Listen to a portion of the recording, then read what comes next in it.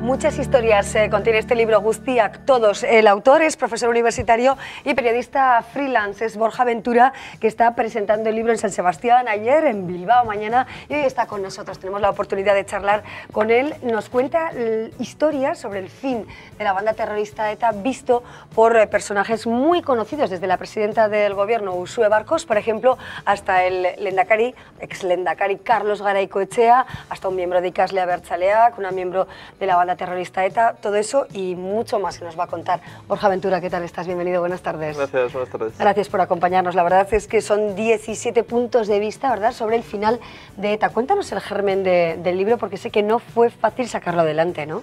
Sí, bueno, yo como periodista llevo muchos años cubriendo este tipo de historias, aunque no vivo aquí, pero he venido frecuentemente, tanto a País Vasco como a Navarra, a cubrir este tipo de historias, a entrevistar a un montón de gente.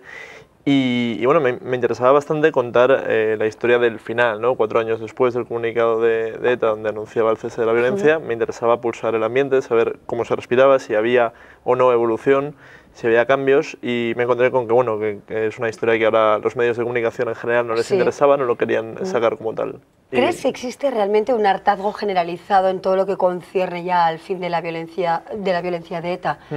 Totalmente, totalmente. Yo creo que la gente primero está bastante saturada del tema, porque ha sido 50 y pico años, y aparte yo creo que también influye mucho que tenemos pues una situación de crisis económica, etcétera, que añade un componente de drama doméstico, que como estamos ya bastante cargados de malas noticias como para encargarnos de un tema que es desagradable y difícil para El terrorismo es agua pasada, hay quien lo dice. Sí, sí, sí. No, además incluso gente que ha estado en ETA lo dan por amortizado, o que está terminada y que no volverá. Bueno, entre las personas con las que te has reunido está, por ejemplo, uno de los dirigentes de Herri Batasuna, como fue Joseba Permach. Te reuniste con él en Zarautz.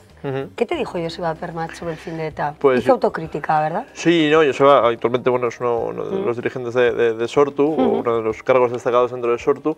Sí, no, además él lo dice tal cual, él dice que sí que es consciente de que posiblemente les faltó firmeza a la hora de contemplar dolores más allá, él dijo, de los nuestros, ¿no? De ser generosos en eso. Sí, la actitud va en ese sentido en su entrevista. Una persona que ha cambiado de opinión, quizás respecto a todo lo que concierne al mundo del terrorismo, a las víctimas, al perdón a las víctimas, a la conciliación entre víctimas y verdugos, ¿o no?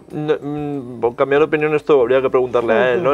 Sí que es cierto que el mensaje que se da es distinto, ¿no? Y sí que es cierto que determinadas cosas que no se decían con firmeza desde la izquierda abertzale anteriormente se dicen con mayor firmeza actualmente. La cuestión que muchos otros entrevistados, por ejemplo Borja Semper, planteaba que es por qué hace X años ciertas cosas estaban bien y ahora no lo están, ¿no? Sí, y Uxue Barkos te dijo, Borja, que quería una paz profunda, ¿no? Que con el final de la violencia no le bastaba. ¿Qué quiso decir la actual presidenta? Hombre, yo creo que ella siempre ha abogado, y además que ha sido una persona medianamente clara con respecto a la violencia, y de hecho ella misma lo decía, que como ella, persona de izquierda abertzale, le dolía mucho todo, aparte de por lo humano, también por lo político, porque se vinculaba la idea de izquierda abertzale a algo con lo que ella está en brutal oposición, ¿no?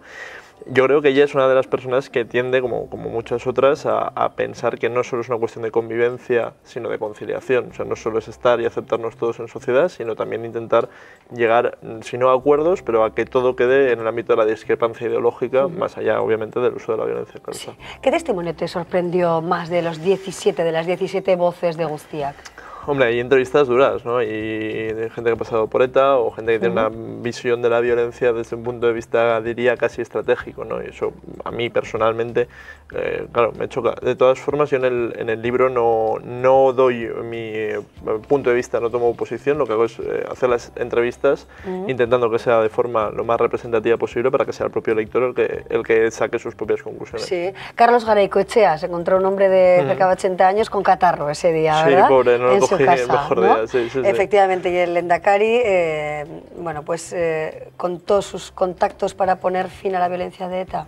Sí, él hizo la entrevista, además debo decir que posiblemente es una de las que me fastidia un poco porque la entrevista fue muy divertida, es un tipo con un extraordinario sentido del humor, y no sé si se percibe eso de divertido que fue leyendo el texto, la verdad, pero él lo que hizo fue mucho repaso de su trayectoria política, en los años que él fue lehendakari, su vivencia antes de ser lehendakari y después, y cómo ha visto todo desde fuera, ¿no? Y ahora mismo, pues como fundador de Eusko Alkartasuna, que forma parte de lo que ahora abraza Izquierda Abertzale, ¿no? Entonces su testimonio es bastante curioso al respecto. Sí. Y una exmiembro de ETA también, ¿no? Un exmiembro de ETA que estuvo 22 años en la cárcel por asesinato. También me reuní con él en Bilbao y estuvimos comentando. Y bueno, pues es una entrevista dura, ¿no? Porque él dice actualmente que la palabra es su único arma. Pero sí que es cierto que a la hora de preguntar sobre, en fin, si volvería a hacer lo que hizo, él dice que en las circunstancias en las que lo hizo sí, ¿no? Entonces su visión es un poco, claro, dura, pero yo creo que también muy necesaria para intentar entender o intentar saber qué es lo que llevó a determinadas personas a tomar determinadas posturas. Bueno, hoy está de actualidad, tristemente, ¿no? El asesinato de Gregorio Ordóñez. Joseba Permach, y vuelvo al inicio, era concejal de San Sebastián cuando ETA descerrojó 2 tiros, ¿no? En el bar La Cepa en Donosti, y acabó con la vida del concejal del Partido Popular, Gregorio Ordóñez. Sé que en el texto Permach habla de Ordóñez como fallecido y no como asesinado, pero en un momento cambia las palabras, ¿no? Hablemos un poco del valor de las palabras para estas personas. No, una de las grandes cosas, uno de los grandes puntos de bloqueo en todo esto es la elección del vocabulario, ¿no? Sí que es cierto que él utiliza la palabra fallecido, y luego cuando le pregunto, él utiliza no la palabra asesinado, porque fue asesinado, obviamente, y él lo dice tal cual, en ese sentido no tiene problema. Pero fíjate, una de las cosas que intenté hacer en el libro, aparte de las entrevistas, fue poner en contacto a los entrevistados mediante cartas que se mandaban uno a otro haciéndose preguntas, que parecía una forma interesante de intentar hacer de una forma simbólica un tender puentes entre puntos de vista diferentes, ¿no? Y Eduardo Madina es quien le hace la pregunta a Joseba Permach, y una de las preguntas que le hace es ¿qué atentado de ETA le impactó más? Y él dice que el de Gregorio Ordóñez. Bueno, señala 2, el de Gorka Landaburu, que además es vecino de Zarauz también, y el de Gregorio Ordóñez por cómo lo vivió desde cerca y porque él vio y reconoce y habla de una brutal convulsión por lo que supuso, ¿no? Porque fue el primero de una serie de atentados en un momento muy duro, que además eran los primeros atentados de ese tipo que había contra cargos políticos electos. ¿Quisiste entrevistar a alguien y no quiso? Sí, a mucha gente, claro. Muchos. ¿Qué no nos contarás? Claro, hay entrevistas que se hacen, incluso una vez hechas, luego te piden que no publiques por diferentes cuestiones, y en fin, tiendo a respetar porque es un asunto bastante delicado. Hay otros que lo hacen por cuestiones políticas, ¿no? Que solicitas entrevista, te lo ponen más complicado, en fin. Años atrás, los noes que tenía de las entrevistas eran más una cuestión de o bien miedo o bien desconfianza. Actualmente ya es una cuestión más política, ¿no? De que o por conveniencia, porque ahora se está gobernando y no en la oposición, no les apetece estar, o por bloqueo político. Pienso, por ejemplo, en instituciones penitenciarias que no dan ningún tipo de acceso el Ministerio del Interior a nadie que dependa de ellos, ¿no? Entonces, sí, claro, hay mucha gente que no ha podido estar en el libro que yo intenté. Entre otros protagonistas, porque hay mucho que contar, ¿no? La verdad es que el libro es muy enriquecedor, ¿no? Para quienes estamos interesados en este tema. Galder González, un chico de Alsasua, miembro de Ikasle Abertzaleak. ¿Por qué le eliges? Pues le elijo porque le conozco de tiempo atrás, fundamentalmente en redes sociales. Hemos mantenido muchos debates y muchos encontronazos y muchas respuestas, siempre bien, ¿no? Pero siempre con un punto de vista de él muy crítico, y como me pareció una voz representativa de determinado tipo de ideología y de determinada postura, y además es un tipo, en fin, bastante inteligente. Y nada, y le propuse hablar y mantuvimos la entrevista en la RJ Taberna que hay en Zarauz, y bastante interesante. Tiene un punto de vista, claro, muy crítico y muy duro desde una perspectiva personal, lógicamente. Javier Marrodán, que ha escrito Relatos de plomo, 2 tomos sobre la violencia de ETA, el mazazo de ETA en las víctimas en todo nuestro país. Habla del perdón en este libro, ¿no?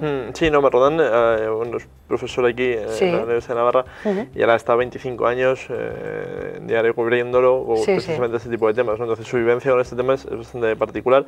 Es una persona que bueno, Relatos de plomo justo además ahora ha sacado un tercer tomo. Es un trabajo muy exhaustivo sobre la violencia de ETA centrada en las víctimas en Navarra. Y él habla del perdón, y además él lo dice, ¿no? Él es católico y practicante, y él lo dice que para mí el perdón es lo máximo, ¿no? Entonces la gente que es capaz de cambiar de postura o pedir perdón o hacer, a mí me parece una actitud realmente valiente, ¿no? Porque había alguien que le preguntaba que si sería capaz de darle la mano a alguien, ¿no? Y él habla precisamente de todo lo contrario, de que no, de que valora mucho precisamente ese intento de conciliación si se da. El director de cine y actor Aitor Merino también, de Asier eta Biok, ¿no? Sobre la historia de Asier Aranguren, un exmiembro de ETA, también está presente en la obra. Sí, es una persona que bueno, él es, nació en San Sebastián, pero ha vivido en Barcelona toda la vida, y él lleva como 20 años viviendo y trabajando en Madrid, y su amigo de toda la infancia estuvo en ETA, ¿no? Entonces justo el documental es muy interesante porque lo que hace es intentar explicar a sus amigos de Madrid que no entienden cómo su mejor amigo puede ser de ETA, ¿no? Entonces su punto de vista como entre dos aguas, ¿no? Entre lo que es su vida personal, su sentimiento por una persona y la sorpresa que causa en Madrid, y joder, su testimonio la verdad es que es bastante interesante. Bueno, es un libro valiente, ¿no? Recuerdo también de alguna manera, mirando un poquito al cine, ¿no? A Julio Medem con La pelota vasca, algo que le supuso, bueno, un quiebro fuerte, ¿no? En la trayectoria cinematográfica del director Julio Medem. ¿Crees que te puede pasar factura? No, hombre, yo creo que valiente era hacerlo en los 80, valiente era hacerlo en los 90, valiente fue Medem, valiente son muchos compañeros periodistas que habéis estado aquí cubriendo estos temas durante muchos años. Ahora es relativamente fácil, yo no tengo ningún tipo de temor. Factura, sí, claro, a mí me ha pasado muchas veces. A mí me han acusado de ser un franquista unionista a la vez que me estaban acusando de ser un amigo de ETA por dar voz a determinadas personas, ¿no? Ambas cosas a la vez. Este tipo de críticas siempre existen, pero bueno, la cuestión es que mientras sean balanceadas de ambos lados, quiere decir que debo entender que más o menos estoy haciendo bien el trabajo, ¿no? Mi único trabajo aquí es dar voz a la gente y que sea la gente quien saque conclusiones. Si hay gente que critica por dar voz a unos o a otros, en fin, yo creo que la mejor forma de acercarse a la realidad es mostrarlo. ¿El título en euskera es por algo? ¿Lo has elegido así por algún motivo? Sí, hombre, guztiak, quiere decir todos. La idea es esa, justamente intentar hablar con todos. Yo sé que es muy ambicioso intentar ser representativo porque es muy complicado representar todo, ¿no? Siempre hay voces y hay gente, como preguntabas antes, que se ha quedado fuera, que no ha querido, no ha podido estar, pero la pretensión era esa, y yo creo que era lógico, siendo que es un libro que versa sobre lo que ha sucedido, especialmente, aunque también en Navarra, en el resto de España, en el País Vasco, utilizar una palabra en euskera, me parecía lo más necesario. Borja Ventura, muchísimas gracias, lo leemos con detalle, porque yo las partes que he leído, la verdad es que me han conmovido muchos de los testimonios, así que lo recomiendo. Muchísimas gracias, Borja. Gracias a vosotros.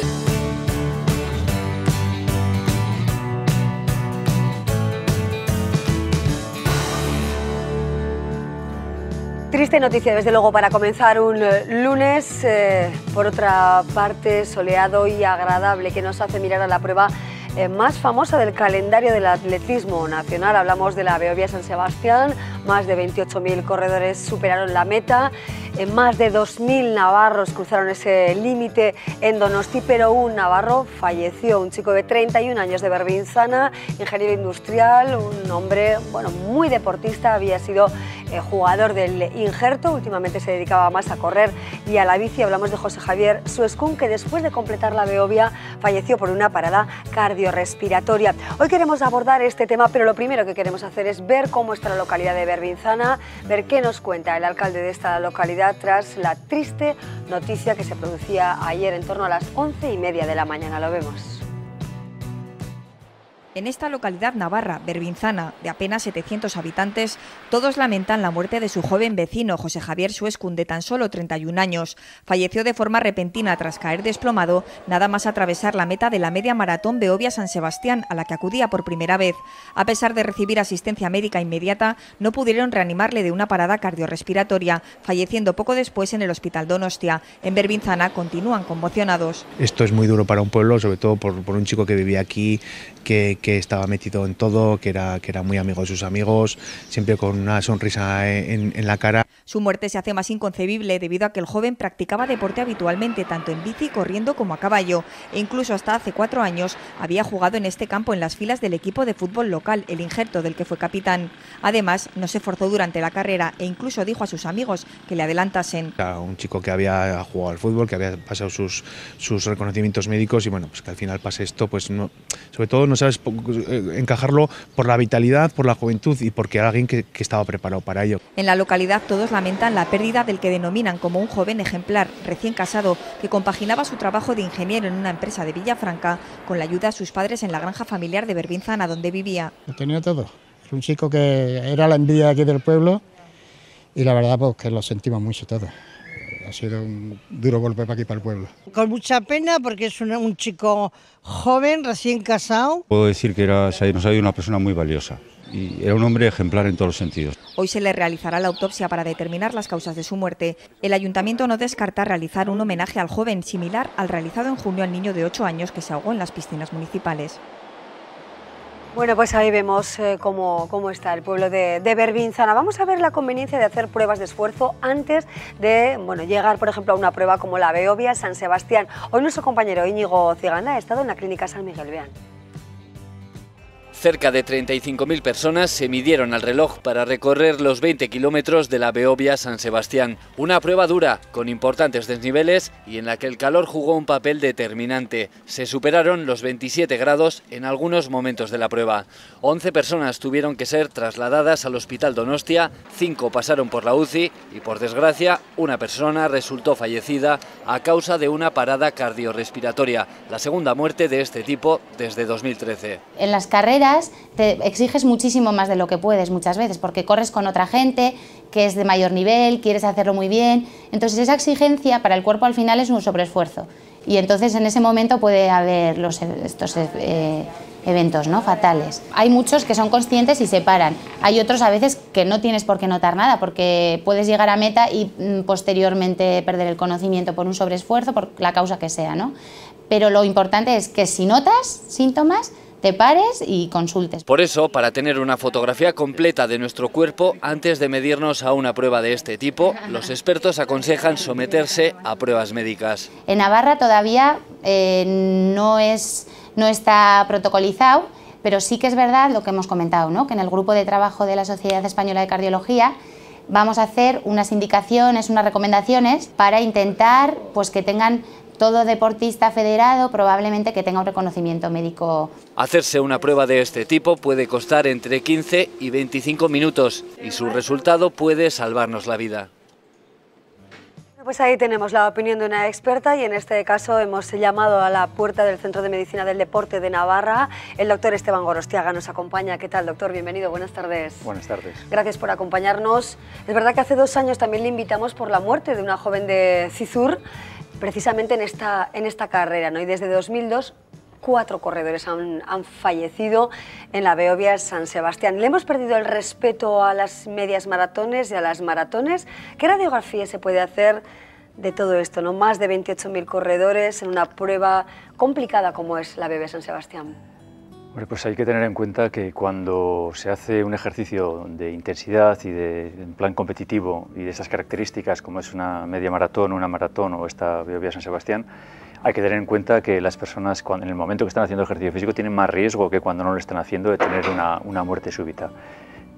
Y que Sí, adelante, sí, que oíamos un pequeño ruido en nuestro plató, estamos en directo, continúe, sí, doctor. Entonces, tiene más riesgo de hacer en esas condiciones y luego hay que tener en cuenta que los estudios que se han hecho sobre mortalidad en este tipo de carreras, se habla de un muerto por cada 250.000 personas, entonces en 12 años estamos hablando de 300.000, pero bueno, la tasa de mortalidad es bastante elevada para la media. Sí, ¿cómo comprender, ¿no?, esa muerte por parada cardiorrespiratoria tras completar la Beovia en 1 hora y más de 30 minutos. ¿Qué ha podido suceder en ese cuerpo? Hombre, pues este joven que tenía 31 años, y nos atenemos un poco a lo que dicen los estudios sobre el tema, en general, la mayoría de las veces la muerte súbita en estas personas de menos de 35 años se suele ocurrir por razones congénitas, por algún problema cardíaco que tenían, pues igual de nacimiento en general. También por las condiciones en las que se dio en la carrera de ayer, que había 27 grados, mucha humedad en la zona de San Sebastián y Irún. Puede tratarse de un golpe de calor o puede tratarse también, incluso a veces, de beber excesivamente, que también tampoco es bueno en una carrera. Tampoco es conveniente una excesiva hidratación, ¿verdad? No. Generalmente se recomienda beber la sed que se tiene, porque durante años se dijo que había que beber más de lo que de la sed que se tuviese, pero se dieron casos también de muertes por exceso de hidratación. ¿Qué se recomendaría para personas que quieren completar medias maratones, por ejemplo, en lo que concierne a las pruebas de esfuerzo? ¿Sería imprescindible pasar por este test? Pues en lo que se refiere a las recomendaciones de las principales sociedades científicas internacionales, como pueden ser la Sociedad Europea de Cardiología o la Sociedad Americana de Medicina de Deporte, para las personas de menos de 35 años, lo que se recomienda, lo primero de todo es tener en cuenta a una serie de síntomas o signos que te puedan avisar de que algo te está pasando. Y esos signos o síntomas son muy sencillos, son, pues, por ejemplo, que te hayas mareado, que hayas tenido un síncope, por ejemplo, que notes de repente palpitaciones en tu corazón de una manera rara, que notes un dolor en el pecho, que notes que por la noche te tienes que levantar porque no puedes respirar. Básicamente esas cosas, que en tu familia tengas gente que haya muerto de un infarto, lo que sea, esos son los síntomas que tienen que hacer que una persona vaya a hacerse un reconocimiento médico. No, hay algunas recomendaciones como los americanos que no recomiendan hacer un reconocimiento médico, que lo primero que recomiendan es los síntomas. Y luego ya los europeos dicen que un electrocardiograma de reposo, que también sería recomendable en algunos casos hacerlo. Es cierto que hubo muchas atenciones, más de 15 personas ingresadas en la unidad de cuidados intensivos. Bueno, parece que no estamos hablando de una prueba deportiva, sino de algo más, ¿no? Sí, hay que tener en cuenta que si cada vez hay más gente, como suelo decir, cada vez hay más gente que hace mucho deporte y cada vez hay más gente que no hace deporte. Pues dentro de los que hacen mucho deporte, pues son personas que se entrenan más de 3-4 veces al día por semana, que buscan mejorar su marca, pues muchas veces a cualquier precio, y ir a competición a tope. Entonces, bueno, pues esas personas tienen que saber que tienen más riesgo de tener un accidente cardíaco durante la prueba de esfuerzo. Sí. Eso es muy distinto que el deporte y salud. Perdón. Efectivamente, deporte y salud. ¿No? ¿Qué sería lo recomendable desde el punto de vista de la salud? Ahora que, bueno, pues somos muchísimas personas las que corremos, vemos a gentes de todas las edades corriendo por Pamplona, es un deporte que desde luego se ha puesto de moda, pero es verdad que también hay que plantearse, ¿no? ¿Hasta dónde está el límite de cada persona? ¿Qué es deporte? ¿Qué es salud? ¿No? ¿Hasta qué punto hay que entrenar? Sí, lo que hay que decir en primer lugar es que el deporte es salud en general. Hacer ejercicio físico es muy saludable y se dan dos tipos de recomendaciones. La primera es andar. Cualquier persona que ande media hora a una hora todos los días a un ritmo tranquilo, esa persona sabe que va a tener menos riesgo de tener un problema cardíaco, una diabetes, etcétera, y eso es lo que tendríamos que intentar potenciar en nuestra sociedad, que anden de media hora a una hora al día, todo el mundo. Esa sería la primera. Y luego ya, para mejorar todavía más, o en algunos casos, en algunos enfermos, personas con infartos, con diabetes, etcétera, también se recomienda hacer 2 días por semana ejercicio de sudar, pero ejercicio de intensidad moderada. De sudar. ¿Por qué? Porque esos mejoran más y les hace un efecto muy, muy bueno para su salud y a veces mejor que la medicación y que disminuye el riesgo de mortalidad, etcétera. Entonces, eso es muy recomendable. Entonces, ¿cuáles son los límites? Pues los límites actualmente que se consideran de deporte y salud es hacer ejercicio de intensidad moderada, es decir, que no uno puede agotarse, se agotaría entre 1 hora y 3 horas si va a ese ritmo. Si se agota en menos tiempo es que es más intenso, entre 1 y 3 horas. Hacer de 2 a 3 días por semana, no más, y hacer entre 20 minutos y 1 hora cada vez que se hace ejercicio, no más, y nunca agotarse, siempre quedarse muy lejos del agotamiento, es decir, 2-3 días por semana, 20 a 60 minutos por día y intensidad moderada sin agotarse. Eso es deporte salud, es beneficioso y es muy recomendable para toda la población, especialmente para la población que está enferma, que tiene infarto, que ha tenido un accidente cerebral vascular, una diabetes, etc. Nos planteamos otra situación, personas que superan, por ejemplo, los 40 años, que hasta los 40, por poner un ejemplo, ¿no? Que todos yo creo que conocemos, no han practicado deporte con cierta frecuencia y a partir de los 40, bueno, pues a veces se toman algunas decisiones en la vida, por ejemplo, hacer deporte.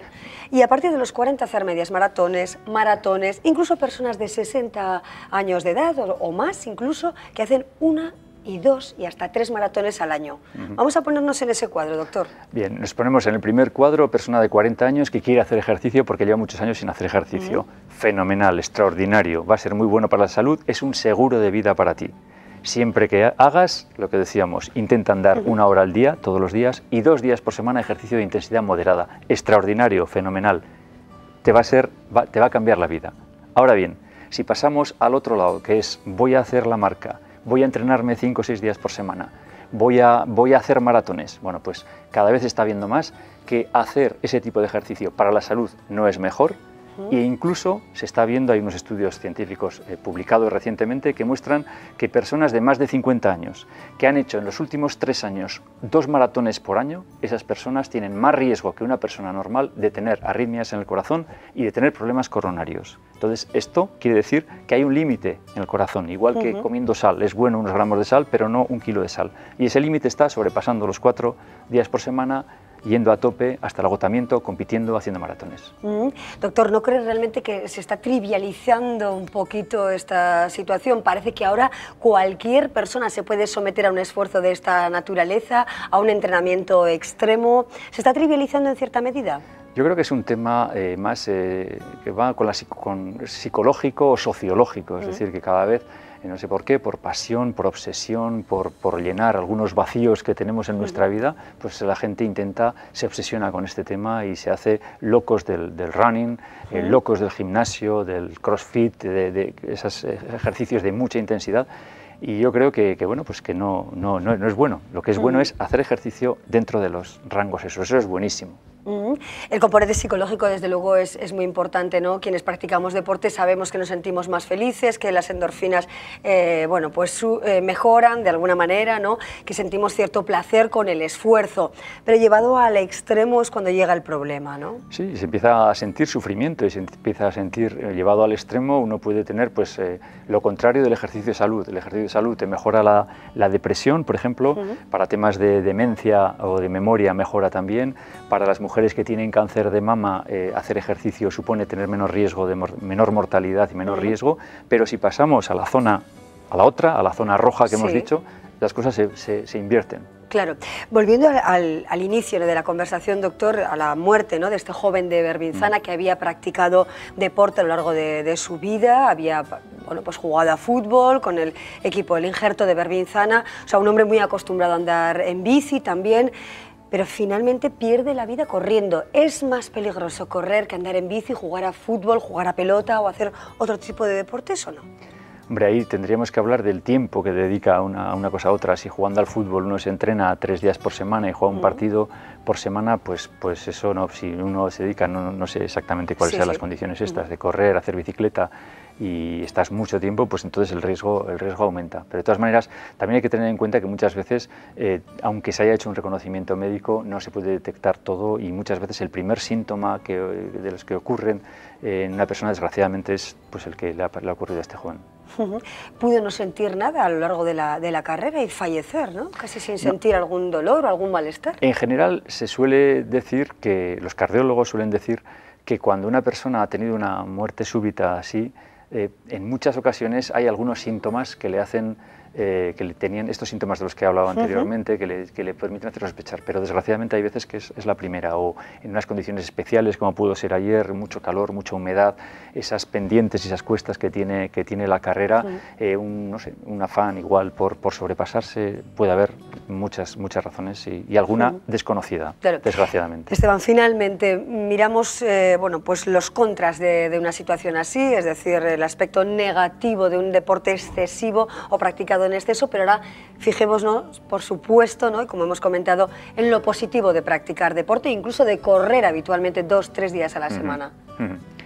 Sí, como hemos dicho anteriormente, obvio, ¿no? Eso es muy positivo porque, por una parte, aparte de sentirse bien, como comentabas anteriormente, previene muchas enfermedades, y luego también hay que tener en cuenta que es uno de los mejores tratamientos de muchas de las enfermedades crónicas, cosa que se está viendo cada vez más. El hacer ejercicio supone mejorar muchas veces los efectos de tratamientos de medicamentos, y muchas veces también sustituir. Es mejor en algunas ocasiones, como por ejemplo tratar la hipertensión arterial moderada, es mejor hacer ejercicio en estas líneas de las que hemos hablado, el buen ejercicio, que no tomar medicación. Bueno, nos quedamos con estas recomendaciones del doctor Esteban Gorostiaga en un día en el que sentimos, por una parte, pues el dolor de la pérdida de esta persona, y por otro lado, por supuesto, pues también la satisfacción de poder completar una prueba así, ¿no? Sí. ¿Puedo decir algo? Claro. Que se me ha olvidado. Es el tema de estas personas que hacen más de 3 días por semana, que quieren hacer su marca deportiva, que quieren sobrepasarse a sí mismas. Estas sí que es recomendable para ellas cada 2 o 3 años hacerse un reconocimiento reconocimiento médico comprueba esfuerzo, como un deportista de alto nivel, porque van a sobrepasarse y a buscar todos sus límites. Atención, por tanto, cada 2-3 años hacerse en estas personas esa que van prueba, a tope. Claro, efectivamente. Doctor Esteban Gorostiaga y Estarán, muchas gracias por acompañarnos, un placer contar con usted y con todos los datos que avalan, bueno, pues que el deporte es salud, pero con una práctica moderada, ¿no? Gracias y muy buenas tardes. Bueno, terminamos aquí el programa después de hora y media de algunos contenidos. Ya estamos preparando, por supuesto, lo mejor de la temporada para el programa de mañana. Así que espero que sigan con nosotros, como siempre, a la misma hora, aquí en Me Importas Tú. Que disfruten. Adiós.